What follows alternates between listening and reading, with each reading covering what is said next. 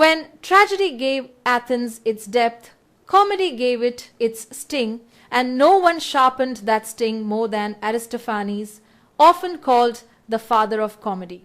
Living in democratic Athens during the late 5th century BCE, he perfected old comedy, a genre famous for its bold satire, political parody, and even vulgar humor.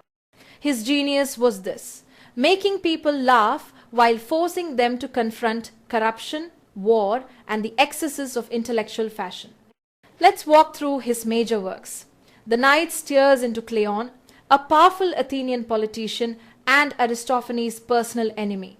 It ridicules demagoguery, corruption, and the dangers of political manipulation, reminding us that even in comedy, democracy was under scrutiny. Then comes The Clouds, his most famous philosophical comedy. This one is a satire of Socrates, asked in exam.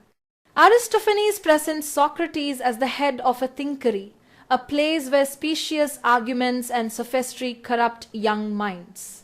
Beneath the laughter, the play wrestles with intellectualism, moral relativism, and the clash of old and new values. In The Wasps, Aristophanes turns his comic lens on Athens' obsession with jury service. It pokes fun at the Athenian legal system, asked in exam, portraying a father addicted to courtrooms, satirizing both legal corruption and the gullibility of ordinary citizens. One of his richest plays, The Frogs, sends the god Dionysus to the underworld, asked in exam, to bring back a great tragedian who can save Athens. What follows is a contest between Aeschylus and Euripides, a meta-theatrical debate about the very purpose of art. Here, comedy becomes criticism, weighing literature's role in society. And then, the boldest of them all, Lysistrata, asked in exam. This radical anti-war comedy imagines women withholding sexual relations from men until they agree to end the Peloponnesian War. At once humorous and provocative, it reveals comedy's power to highlight gender dynamics, the futility of war, and the potential of marginalized voices to assert control. Altogether, Aristophanes wrote over 40 plays, though only 11 survive complete. They blend slapstick with biting critique, vulgar jokes with political urgency. In them, Athens sees itself, its politics, its courts, its philosophers, and even its wars reflected and ridiculed. So, Aristophanes gave us more than laughter. He established comedy as a serious art form capable of influencing civic debate. From The Clouds to Lysistrata, his plays remind us that humor is never just humor. It's a vehicle for truth. When we move from Aristophanes and the biting political satire of old comedy into something more domestic and human, we arrive at Menander. Born in Athens around 342 BCE and dying in 292 BCE, allegedly by drowning at the Piraeus, Menander is remembered as the most famous playwright of Greek new comedy, asked in exam. By his time, comedy had shifted away from lampooning politicians and public life. Instead, it turned toward the comedy of manners, stories about family quarrels, love intrigues, and everyday social life. Menander perfected this form, focusing not on big political commentary but on the subtleties of character and the ironies of domestic relationships. The facts of his life are scarce. He came from a wealthy family, studied under Theophrastus, Aristotle's successor, and lived most of his life in Athens, even though he received invitations to courts in Macedonia and Egypt.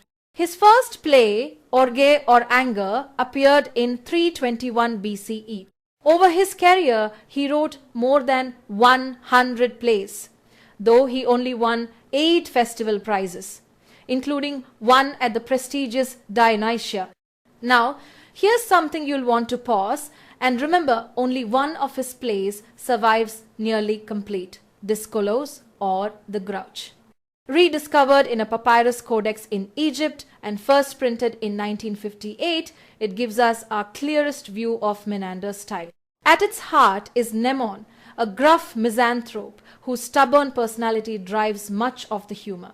This play shows Menander's gift for sharp characterization, social comedy, and ethical nuance.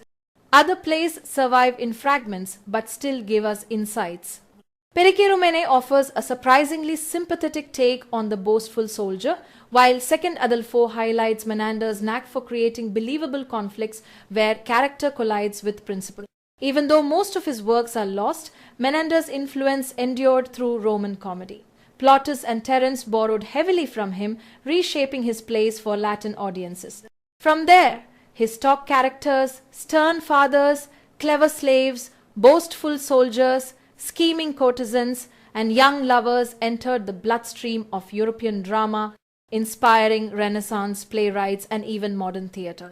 When we turn from Greek tragedy to Roman comedy, two names dominate: Plautus and Terence. Together, they adapted Greek New Comedy into Latin and laid the foundation for European comic tradition. But their styles couldn't have been more different.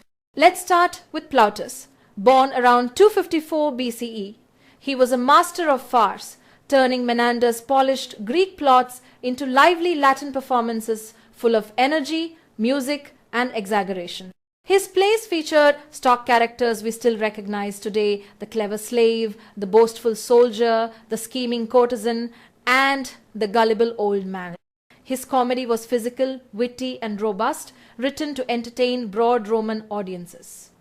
His most famous plays include Menander, a comedy of mistaken identity involving separated twins; Miles Gloriosus, the braggart soldier mocking martial pride through a cowardly boaster; and Amphitryon, a mythological parody where Jupiter impersonates Amphitryon.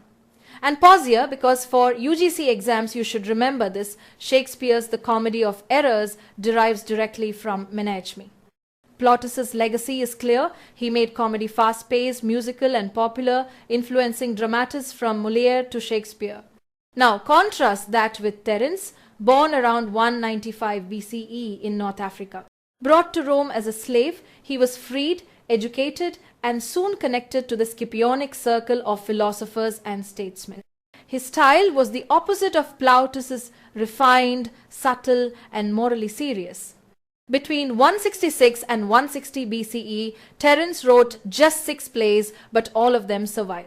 These include Andrea, the girl from Andros; Hesira, the mother-in-law; Houton Timorumenos, the self-tormentor; Eunuchus, the eunuch; Phormio, and Adelpho, the brothers. Unlike Plautus, Terence focused on domestic conflict, romance, and ethical dilemmas. His characters were drawn with psychological sympathy rather than caricature. And here's a line you must not forget: Terence's famous maxim, Homo sum humani nihil a me alienum puto. I am human. Nothing human is alien to me. This line sums up his vision of comedy as a mirror of human experience itself. Now, Roman audiences actually preferred Plautus's noisy farce over Terence's subtle elegance. But Terence's legacy grew in later centuries. His elegant Latin became the model for medieval education, and Renaissance humanists studied him as a guide to character, morality, and language. Writers like Erasmus and Molière admired him deeply.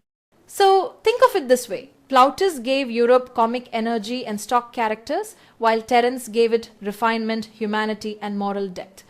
Together, they made Roman comedy a foundation stone of Western drama.